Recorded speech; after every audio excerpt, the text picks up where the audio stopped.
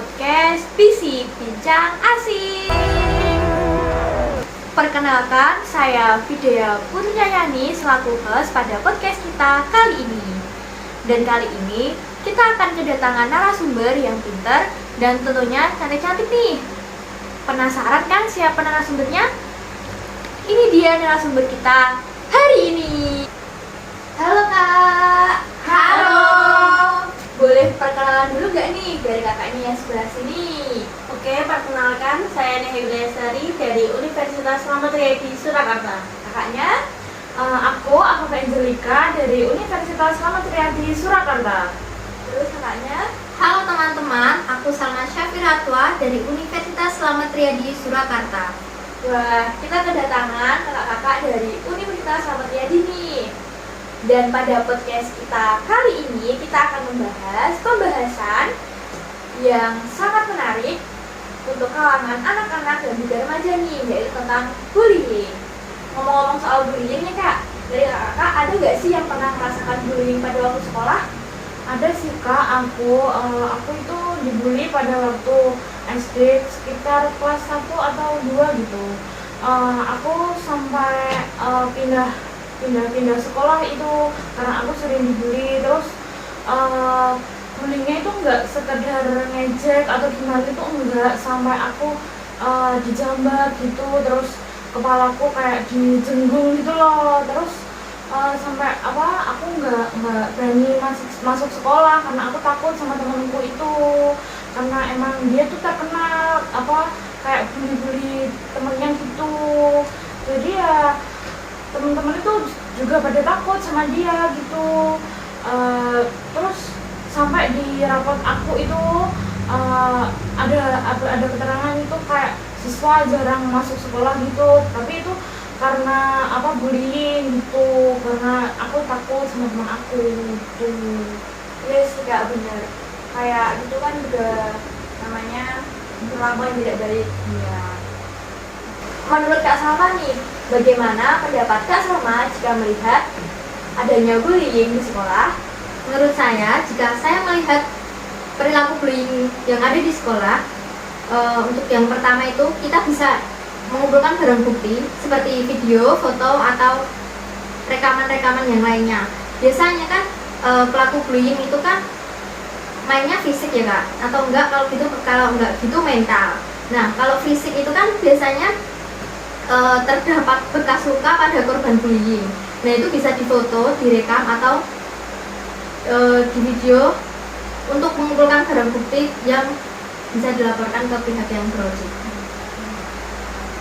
Baik Kak, terus menurut Kak Salma, bagaimana sih caranya agar anak tidak melakukan tindakan bullying di sekolah?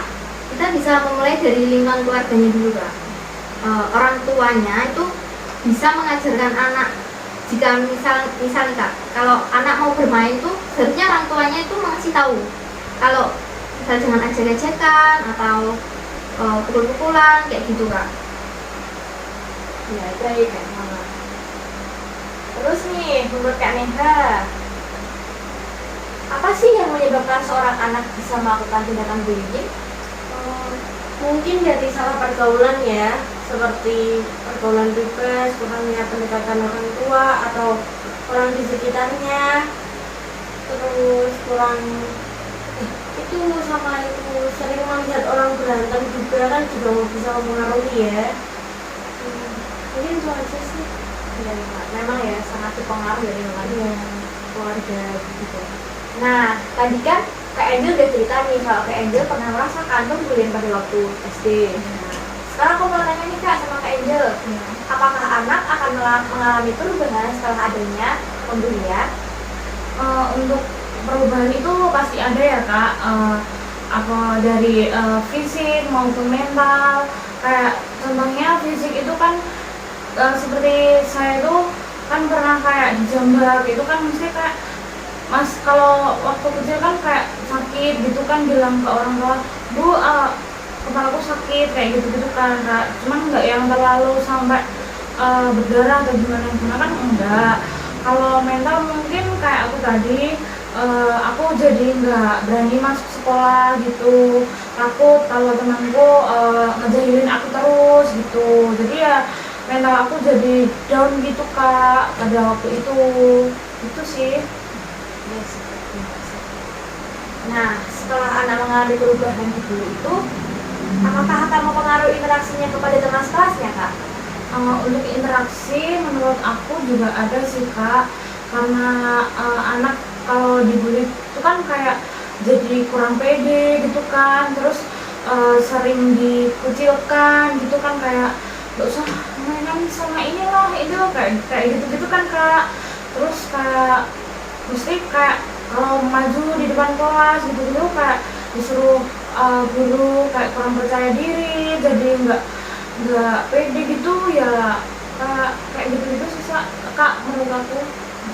Baik, Kak Angel.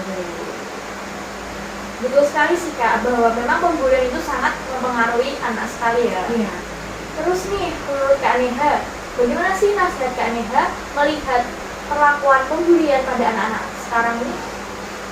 Untuk nasihat untuk pembuli yang orang pembuli itu ya kak? Iya, nasihat untuk pelakunya, Kak. Kita harus bisa mendekati orang itu dulu sih yang pertama. Terus kita ngasih nasihat tentang cara menghargai orang lain itu gimana, cara menghormati orang lain itu gimana. Terus empati itu apa sih artinya empati gitu. Terus cara bicara juga, cara bicara sama guru, sama teman, sama orang di sekitarnya mungkin itu harus yang baik, yang sopan gitu. Terus bisa mengontrol emosinya. Jadi itu sih kak. Ya, benar sekali dengan Kak Neha tadi ya.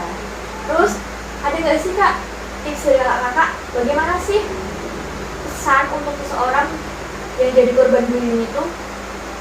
Oke, pesan untuk orang yang menjadi korban bullying, kalian jangan takut untuk melapor ke pihak berwajib.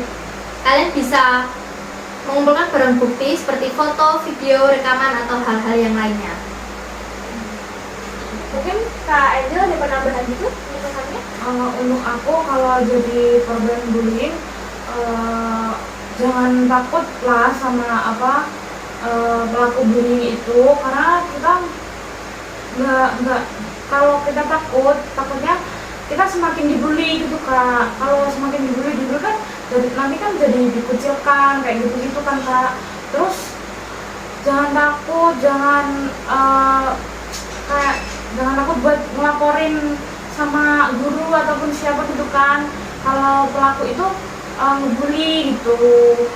Itu sih kak menurut aku. Kayaknya juga ada tambah lagi? Tidak ada sih kak. Nah, baik. Selesai sudah perbincangan kita kali ini. Bullying bisa dicegah bersama. Mari kita bersama wujudkan lingkungan yang bebas perundungan. Terima kasih untuk narasumber kita hari ini yang sudah memberikan informasi yang informatif sekali.